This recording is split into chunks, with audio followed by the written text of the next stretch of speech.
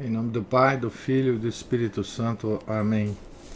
Ave Maria, cheia de graça, o Senhor é convosco. Bendita sois vós entre as mulheres, e bendito é o fruto do vosso ventre, Jesus. Santa Maria, Mãe de Deus, rogai por nós, pecadores, agora e na hora de nossa morte. Amém. São Felipe Neri, rogai por nós. Nossa Senhora de Fátima, rogai por nós. Em nome do Pai, do Filho e do Espírito Santo. Amém.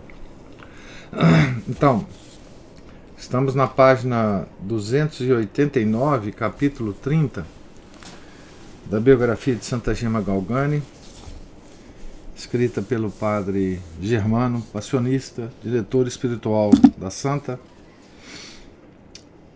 Novo convento em Lucca, Gema e as religiosas passionistas.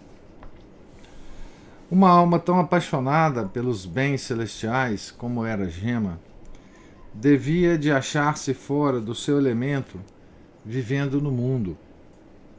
E assim era. Oh, como farei, exclamava, para viver neste mundo, onde tudo me desagrada. Tirem-me daqui, onde não posso ficar. Ao seu diretor escrevia: Conjuro-vos em nome de Jesus, vinde e encerrai-me num claustro. O mundo não foi feito para mim. Em todas as cartas aludia a este veemente desejo. Deus, certamente, para experimentar a virtude de sua serva, declarava-lhe que essa era também a sua vontade e assegurava-lhe que ela certamente seria religiosa, quando as pessoas de quem dependia a execução desse seu beneplácito fizessem o que ele tinha disposto. Vendo, porém, a piedosa Virgem que esta promessa não se realizava, insistiu por muitos anos sem cessar e passou a última parte de sua vida numa verdadeira agonia, até que o Senhor lhe disse que se tranquilizasse, abandonando esse pensamento.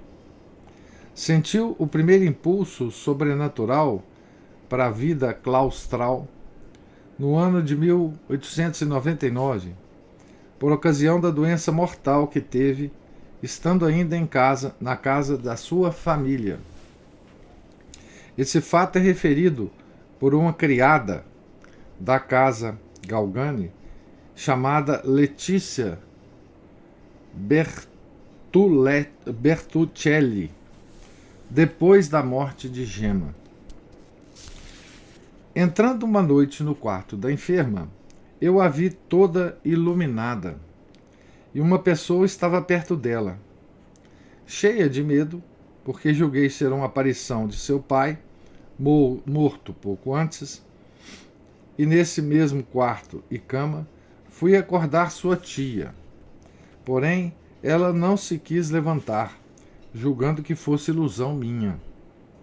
Voltei trêmula ao quarto de Gema, mas achei-a do mesmo modo e tornei a ver a mesma pessoa, que era uma senhora, mas não tive coragem de olhar para ela, e assustada retirei-me. Percebendo que falavam, fiquei atrás da porta para ouvir, embora cheia de medo. A senhora dizia: Gema, tinhas dantes a intenção de ser religiosa, e agora quererás realizá-la? Gema respondeu: Sim, se vós, ó senhora, me ajudardes, serei com certeza, mas sou tão pobre e estou doente. A senhora continuou: Se não achares facilidade de entrar no convento, não faltarão pessoas que te socorram e que te auxiliem a viver. E Gema: Sim, sim, e então se fará a vontade de Deus. A visão desapareceu e eu entrei no quarto. Gema me disse que Nossa Senhora a tinha ido visitar e me proibiu de falar no que eu tinha visto e ouvido enquanto ela vivesse. 2 dias depois, Gema estava curada. Logo que ela se restabeleceu de tão grande enfermidade, da qual nos ocupamos no capítulo 5 desta biografia, as freiras de certo mosteiro de Lucca, encantadas pelas virtudes dessa bela alma e na esperança de a receberem como noviça, convidaram-na a passar algum tempo em sua casa. Aqui tem a referência ao mosteiro, né? Ele fala um certo mosteiro. Aqui o tradutor ou o editor nos informa o seguinte: mosteiro da Ordem da Visitação de Santa Maria de Lucca. A boa jovem aceitou, demorando-se ali 3 semanas. Todas as religiosas a rodeavam, admirando a piedade, candura e simplicidade deste anjo. A Madre Superiora, em particular, não se podia separar dela, e até na mesa a fazia sentar ao seu lado. A resolução estava tomada e já se falava em admiti-la ao noviciado na próxima festa do Sagrado Coração de Jesus. No entanto, Gema, por mais feliz que se achasse no convento, sentia que não era naquele lugar que ela devia viver. Assim ela se expressava. Sentia que o meu coração não estava completamente satisfeito. Aquela vida era muito confortável, e Jesus me dizia muitas vezes ao coração: minha filha, quero para ti uma regra mais austera. Nós já vimos isso aqui, né? Ele já passou por essa história, né? Lá no capítulo 5. Os acontecimentos não tardaram a manifestar a vontade divina. Os médicos, que poucas vezes antes tinham visto esta donzela moribunda, em consequência de uma doença incurável, se opuseram e aconselharam que ela voltasse para casa. Gema ficou aflita, pois, em suma, ela preferia ficar no convento a voltar para o mundo. Pediu, insistiu com aquelas religiosas que a deixasse ficar, mas foi em vão. Teve que sair. Pouco tempo depois, o seu confessor pensou nas capuchinhas, nas carmelitas, nas menteladas e em outras congregações. Aqui tem a descrição em notas, né, de todas essas congregações que o padre Germano se refere aqui. Gema não cessava de repetir: farei, se quiserem, mas o meu coração me diz que Jesus não me quer em nenhum desses lugares. Por mais que façam, nunca conseguirão, porque Jesus me parece que é de outra opinião. De fato, ora por uma razão, ora por outra, nada conseguiam e viam seus passos perdidos. Só um convento satisfazia completamente o ardente atrativo da piedosa Virgem, o das passionistas. Ela sentira esse desejo pela leitura da vida do bem-aventurado Gabriel, e parece que por este mesmo servo de Deus, numa visão, recebeu animadoras esperanças de um dia ser do seu número. Daí em diante, não pensou em mais nada, e só por este instituto gemia aos pés de seu Deus. Havia então uma só comunidade de religiosas passionistas na Itália, na cidade de Corneto, a 100 quilômetros de Roma, e 275 de Lucas. Que fazer? Depois de refletir por muito tempo e pedir conselhos, resolveu ir até lá fazer um retiro. Fez esse pedido, em regra, juntamente com outras 3 amigas de Lucca. Mas quem o poderia pensar? Deus permitiu que a superiora, que possuía, aliás, muita elevação de espírito e bondade de coração, respondesse de um modo decisivo: as 3 venham, porém Gema não. e vejam que se teimarem em trazê-la, não as deixaremos entrar. Aquela boa superiora, tendo ouvido falar de Gema em todos os sentidos, a tomava sem dúvida por uma dessas jovens histéricas ou alucinadas que tanto prejudicam a uma comunidade. A inesperada recusa foi comunicada a Gema, que sentiu uma pena cruel, mas sem se alterar. E ouvindo que em casa se queixavam muito daquela religiosa, que não a aceitou, né? Disse: por que falam assim? Não falem mal da madre presidente. Assim as passionistas chamam a superiora de seu convento. Quanto a mim, eu a amo muito, e quando entrar no céu, a madre presidente será a primeira a quem irei saudar.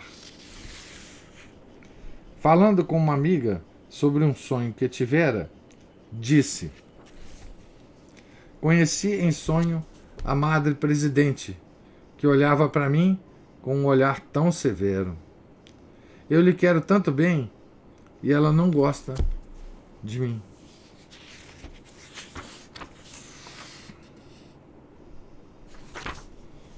Entretanto, firmemente convencida que era esta sua vocação, não mudava de ideia de vir a ser um dia passionista.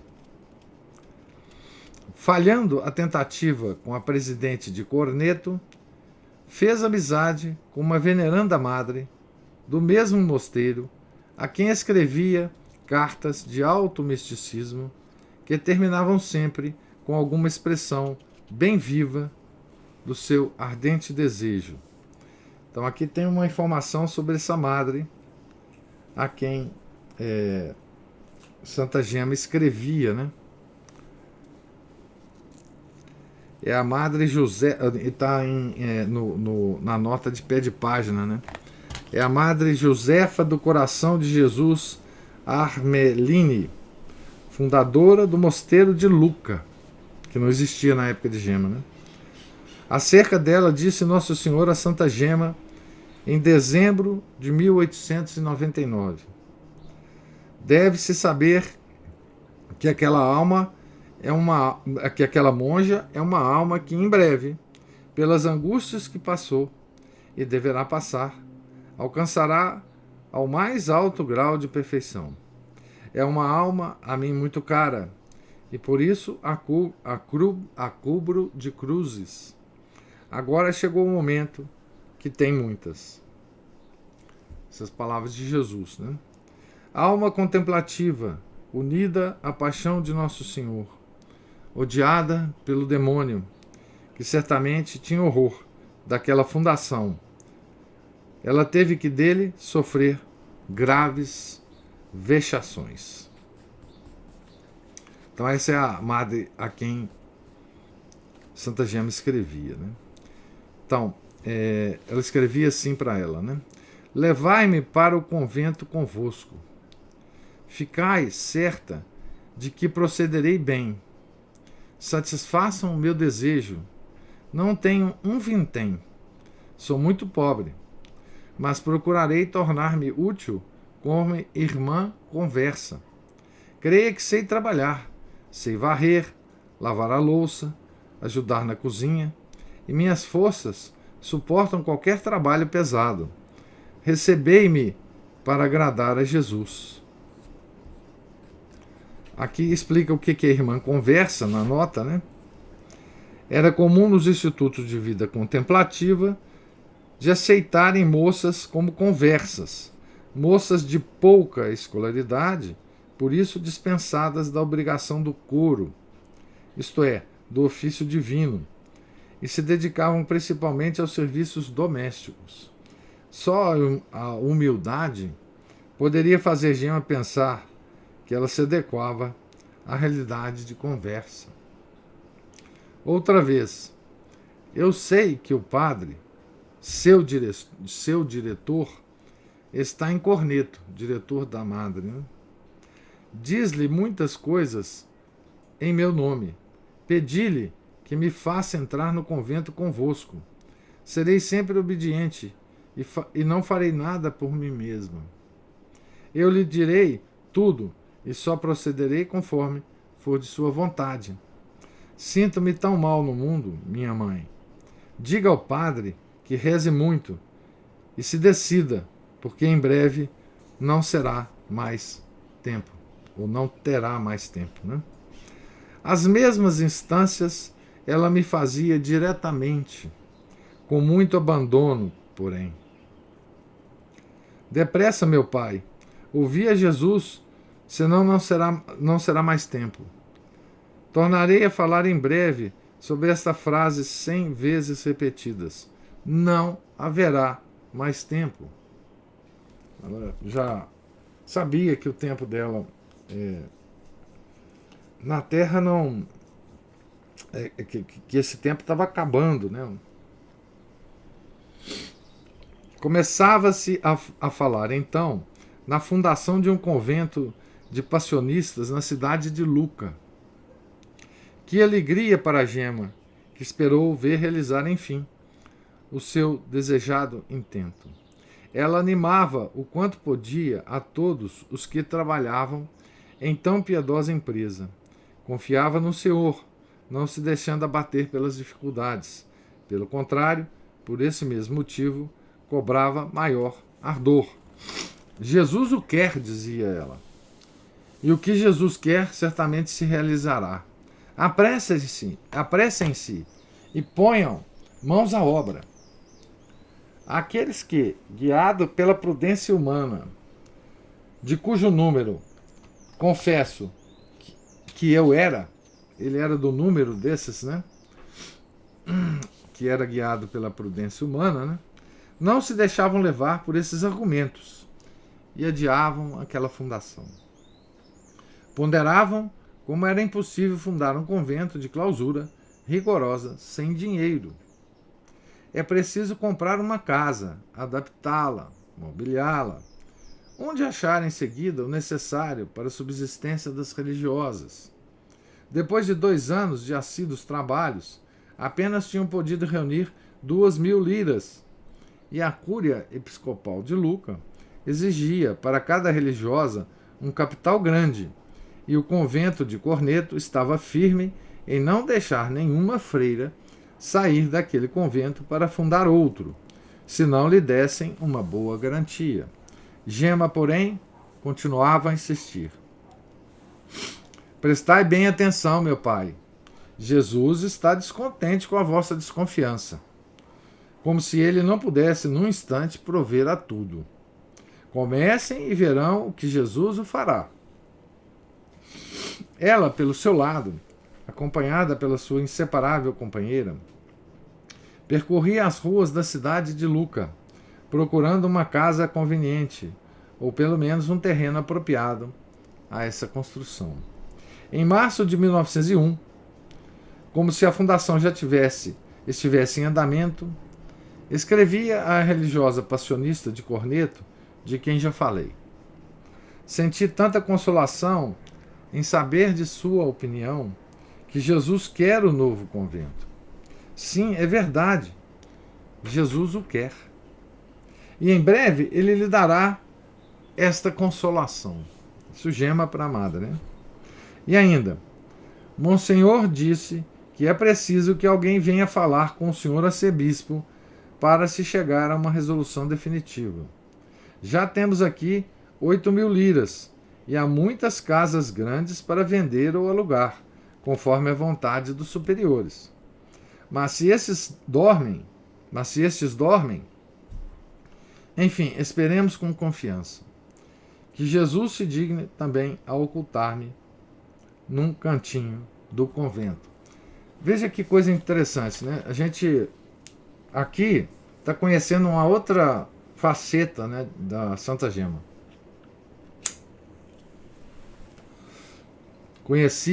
Conhecemos todos os fatos extraordinários que aconteceram com ela, os êxtases, as comunicações com Jesus, Nossa Senhora. Aqui nós estamos conhecendo uma jovem extremamente dinâmica, né? Quando se relacionava a esse convento, né? Vocês vejam, ela saía pelas ruas de Luca, procurando casa para alugar ou comprar. Provavelmente visitando, falando com as pessoas, quanto que é, não sei o quê, cuidando da arrecadação dos fundos, tá certo?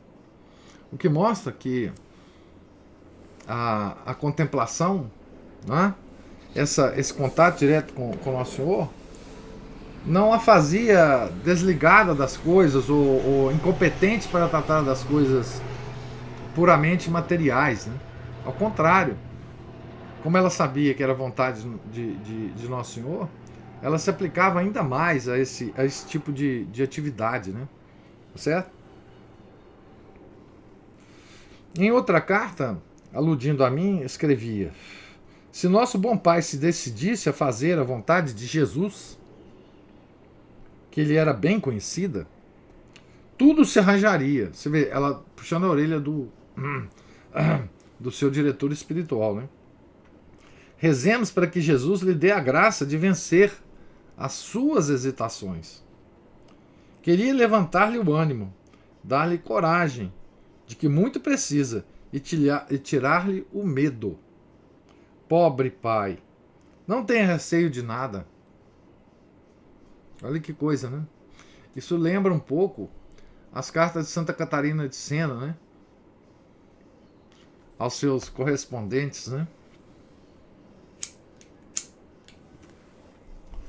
E ao Papa também, né?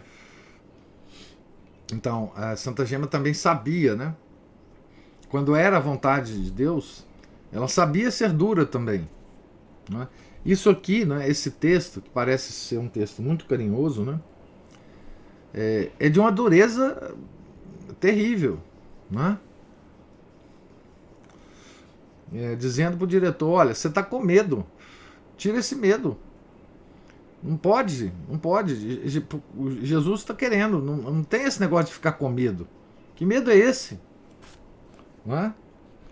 Ao ouvir tais reflexões, eu me revolvia sobre espinhos e suplicava à Divina Majestade que me abrisse algum caminho. Mas os meses passavam e eu não via nenhum meio. Então, o padre Germano também, ele sabia que estava sendo puxado a orelha, né? Durante esse tempo, para mais excitar a sua serva na oração e na atividade, o Senhor lhe fazia ver sua autoestima pelas religiosas da paixão, a glória que redundaria para ele da instituição de um mosteiro de sua ordem em Luca, e o grande bem que fariam.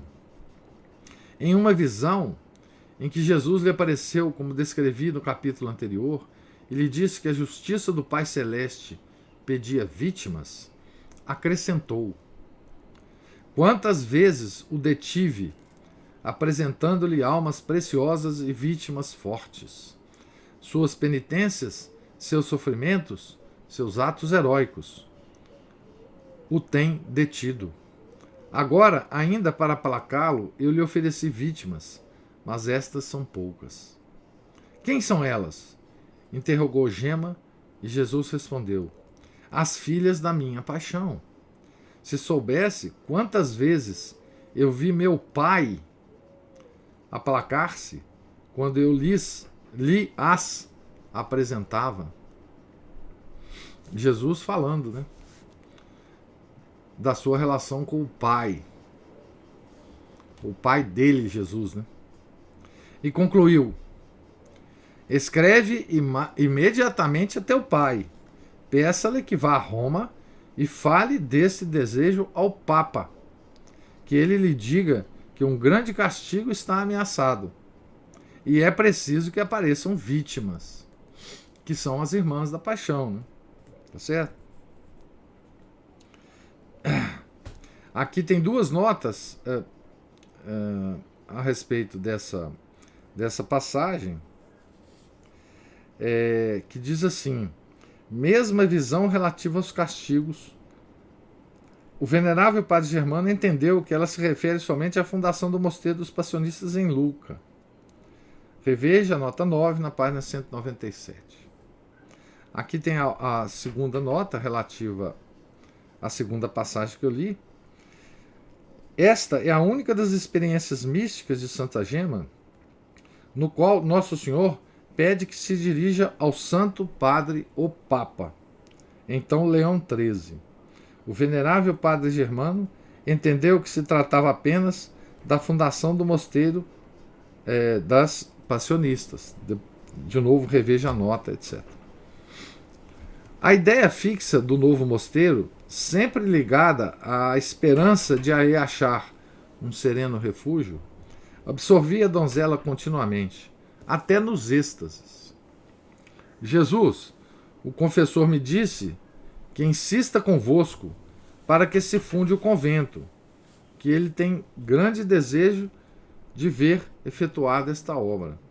Fostes vós que me inspirastes este veemente desejo. Pensai nisso, pois cumprireis o que prometestes, não é verdade? Então pensai nisso, ó Jesus, e apressai-vos. Gema não tinha a menor dúvida do feliz resultado da obra. Jesus, a Mãe Celeste, o bem-aventurado Gabriel, lhe tinham falado bem claramente, dando-lhe toda a certeza de sua realização. Tinham-lhe revelado o modo pelo qual se efetuaria, os pormenores mais exatos de sua execução, pontualmente como se haviam de realizar depois da sua morte, morte de Gema, né? Ela tinha anunciado: a fundação se realizará pouco depois da beatificação do bem-aventurado Gabriel. Então ela já estava aqui prevendo a beatificação do hoje santo São Gabriel, de Nossa Senhora das Dores. Não é?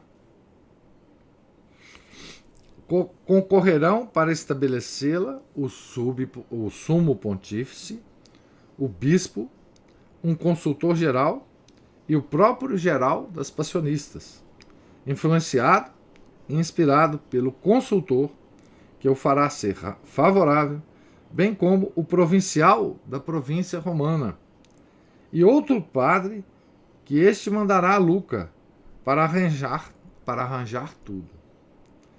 Para impedir tão santa obra, o demônio dará contínuos e fortíssimos ataques e fará surgir tantas dificuldades que se julgará impossível a sua realização.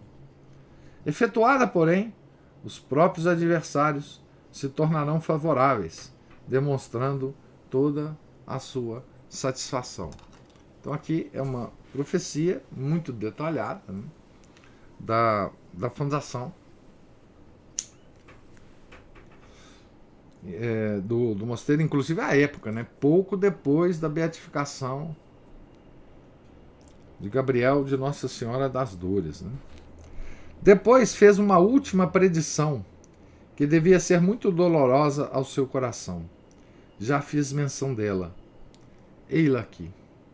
Decidam, dizia ela, porque em breve não será mais tempo. Jesus não espera mais e me disse que me levará consigo se dentro de 6 meses não se der princípio à obra. Finalmente, Deus fez conhecer a Gema que a condição não seria observada e foi-lhe preciso resignar-se. Esta manhã, escreveu ela, o que eu senti não poderei exprimir. Somente direi que senti muita vontade de chorar. Retirei-me logo para o meu quarto para ficar mais livre e chorei muito. Finalmente, exclamei: Fiat voluntas tua. Mas minhas lágrimas não eram de dor, e sim de completa resignação. O Fiat está dito. Gema não pensou mais em ser religiosa e não deu mais um só passo. Ocupou-se unicamente, daí em diante, em preparar-se bem para a morte, que teve lugar, como ela profetizou, no fim de 6 meses. Deus se contentou com seu desejo e com o merecimento do sacrifício que com tanta generosidade lhe tinha feito a sua fiel serva. Por outro lado, os votos da profissão religiosa, ela já os tinha feito particularmente. Freira e passionista, ela o era de coração e de espírito, pois trazia o crucifixo gravado no meio do coração e os estigmas da paixão na própria carne. Podia, pois, sem pesar, sair deste mundo satisfeita e com a íntima alegria de ter cumprido admiravelmente o fim para que Deus a criara. Logo que a santa jovem exalou o seu último suspiro, começaram em mim os remorsos. E com razão. Os remorsos provocaram a execução da ideia, e sem mais tardar, deu-se princípio a esta fundação. Lembrando-me da ordem que 1 ano antes ela me transmitira, vá a Roma e fale com o Papa, assim fiz agora e falei com o Santo Padre Pio X, recentemente elevado ao sumo pontificado. Ouviu-me com amor, agradou-se do projeto da obra, tomou a pena e com sua augusta mão deu a sua alta aprovação. O precioso documento assim é concebido. Se isso ocorreu logo depois da posse do São Pio X, né?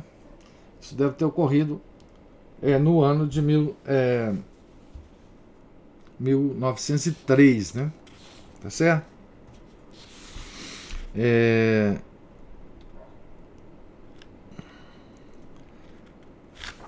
Então, é por aí, né?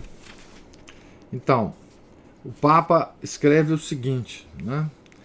Abençoamos com paternal afeto a fundação do novo mosteiro das religiosas passionistas na cidade de Lucca, ao nosso venerável irmão arcebispo Nicolau Gilardi, que a favorece louvavelmente, e a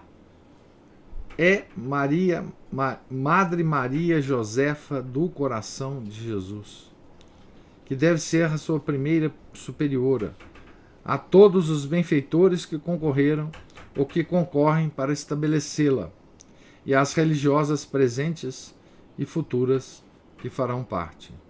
Queremos que estas piedosas virgens, em suas orações, penitências, práticas de devoção e outros exercícios prescritos pela regra de seu instituto, façam o propósito de se oferecer como vítimas ao Senhor pelas necessidades espirituais da Santa Igreja e do soberano pontífice. Do Vaticano, aos 2 de outubro de 1903, Papa Pio X, Papa. Gema tinha dito a verdade. Jesus tinha falado ao coração de seu vigário. E conforme o que tinha feito conhecer a sua serva numa visão, quis que este declarasse solenemente que as passionistas do novo mosteiro se oferecessem como vítimas de expiação para o bem da Igreja. De posse desse precioso papel, apresentei-me em Lucca e em Corneto, e tudo se facilitou. Outras 2 cartas pontifícias ao arcebispo daquela cidade e ao bispo destas concorreram para reforçar os meus passos, e a fundação foi decidida. É notável também que o próprio soberano pontífice quisesse designar a superiora do novo mosteiro, e que fosse exatamente aquela freira de Corneto a quem Gema tinha escrito: Jesus lhe dará esta consolação. Entretanto, a questão pecuniária retardava ainda os arranjos, quando uma terceira carta ao administrador apostólico de Luca, durante o tempo da sede vacante, tirou toda a dificuldade. 2 religiosas de Coro e mais uma conversa partiram do mosteiro de Corneto para a cidade de Luca no mês de março de 1905, 2 anos depois da serva de Deus. Em vão, o inimigo se esforçou para fazer surgir todos os obstáculos, até mesmo verdadeiras perseguições de todos os lados. A obra foi prosperando, e ali, onde tantas outras comunidades religiosas, muito tempo antes estabelecidas na cidade, acharam dificuldade em receber noviças, aquela recém-chegada tomou um grande impulso. Até hoje, as novas religiosas ocuparam uma casa provisória, até hoje, na época que ele estava escrevendo o livro, né? Não tendo podido, contra toda a previsão humana, estabelecer-se no seu mosteiro, já há tanto tempo adquirido. Assim se verificou também a predição de Gema, que a fundação do mosteiro, começando algum tempo antes, só se terminaria a pouca distância da beatificação do venerável Gabriel de Nossa Senhora das Dores. Com efeito, esta beatificação teve lugar no dia 31 de maio de 1908, e no dia 31 de junho é que receberam dos antigos proprietários a entrega das chaves do dito mosteiro. Isto é, só depois de 2 meses e numa sexta-feira, como tinha sido predito pela serva de Deus. Diremos, para quem desejar algumas informações sobre esse instituto, que foi fundado por São Paulo da Cruz, que lhe deu os mesmos estatutos, o hábito, o mesmo espírito e teor de vida penitente que já tinha dado aos passionistas. Sua assídua ocupação consiste no coro, dia e noite, na meditação e no trabalho. Embora tenham clausura papal, com o consentimento dos reverendos párocos, instruem das grades as meninas na doutrina cristã e recebem no convento, em certos tempos do ano, as meninas que se preparam para a primeira comunhão e as senhoras para retiro espiritual. Por todos esses motivos e pela vida verdadeiramente angélica que levavam essas religiosas, agradavam muito a Gema e fazia com que ela considerasse muito felizes as pessoas que se inscreviam em seu número. E por isso lhe foi preciso fazer um ato de resignação heróica, ao ver-se excluída daquele modo. Em iguais condições se achou também Santa Rosa de Viterbo, que, vendo-se recusada pelas franciscanas da dita cidade, de Viterbo, disse: não me querem viva, mas elas me terão morta. Gema disse o mesmo quando pronunciou o seu generoso fiat. As passionistas não me quiseram receber, mas eu quero estar com elas. E de fato estarei depois de minha morte. Se Deus me der, e a Santa Igreja, se Deus me der vida, e a Santa Igreja, com seu infalível juízo, reconhecer a santidade desta nova serva do Senhor, espero ter essa consolação. Aqui eu vou ler 2 notas, então uma sobre Santa Rosa de Viterbo, que é uma santa que viveu no século XIII, de 1233 a 1251. Era da Ordem Terceira Franciscana.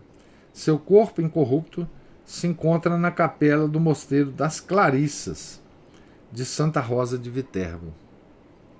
nesta mesma cidade na Itália. Então tem um corpo incorrupto, né? Aqui a outra nota referindo-se a Santa Gema, né? Atualmente as religiosas passionistas têm seu mosteiro definitivo no Mosteiro Santuário de Santa Gema Galgani, onde se encontram os restos mortais de Santa Gema, do venerável Padre Germano e do servo de Deus Monsenhor Volpe. Então vejam, coisa interessante, né? Nesse mosteiro tem os corpos de Santa Gema, do seu diretor espiritual e do seu confessor, né? Monsenhor Volpe era o confessor, Padre Germano, diretor espiritual. Em Lucca, né? Este mosteiro foi inaugurado para as solenidades de canonização de Santa Gema, sendo então superiora a serva de Deus, Madre Madalena Marcucci, depois fundadora do mosteiro de Santa Gema de Madrid, na Espanha. Então, terminamos aqui, não é? E já estamos, enfim, caminhando, né, para a descrição da morte de Santa Gema, né? Nós estamos três capítulos, talvez, né, do final do livro. E sim, depois tem um apêndice histórico sobre a canonização. E aí terminamos. Nós estamos aqui então a pouco mais de exatamente a 30 páginas do final do livro, tá certo? Então eu vou parar por aqui, né, na página, então terminamos aqui a página 297, né? E terminamos aqui no início do capítulo 31, né? Se Deus permitir, nós leremos amanhã. Eu pergunto se vocês têm alguma observação sobre a leitura de hoje, né? Que é simplesmente a participação de Santa Gema, né, na fundação do Mosteiro das Passionistas, né, de Lucca, né. Santa Gema morreu no ano que morreu Leão X, né, e que subiu ao trono de São Pedro, o grande Papa, né, São Pio X, né.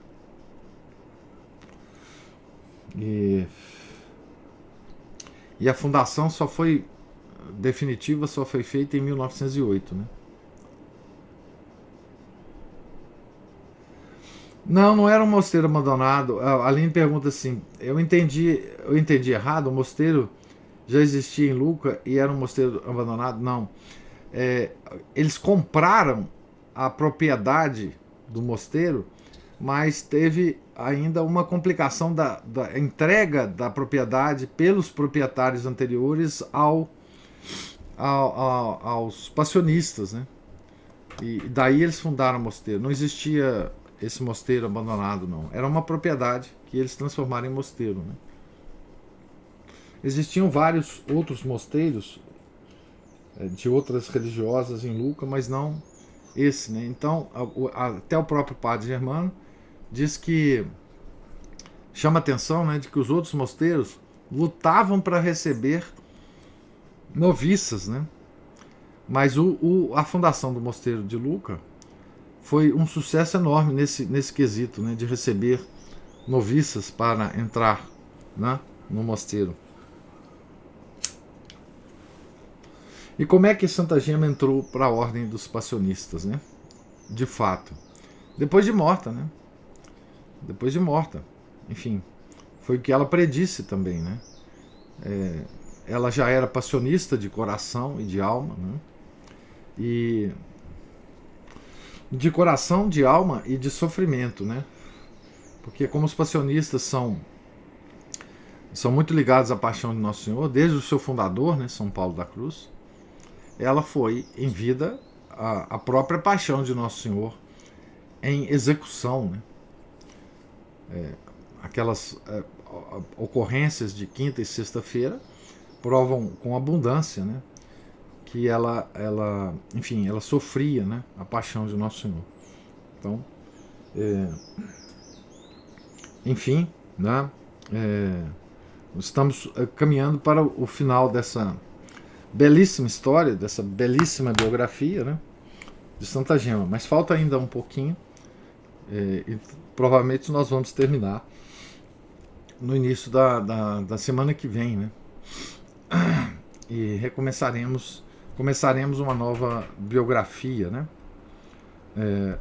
De uma santa também muito, muito extraordinária, né? Que é a Santa Bernadette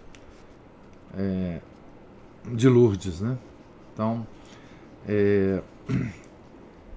se não houver então mais perguntas, Deus lhes pague a paciência e a presença aqui. Tenham todos um santo dia. Em nome do Pai, do Filho e do Espírito Santo. Amém. Ave Maria, cheia de graça, o Senhor é convosco. Bendita sois vós entre as mulheres, e bendito é o fruto do vosso ventre, Jesus. Santa Maria, Mãe de Deus, rogai por nós, pecadores, agora e na hora de nossa morte. Amém. Santa Gema Galgani, rogai por nós. São Felipe Neri, rogai por nós. Virgem Santíssima, medianeira de todas as graças, rogai por nós. Em nome do Pai, do Filho, do Espírito Santo. Amém.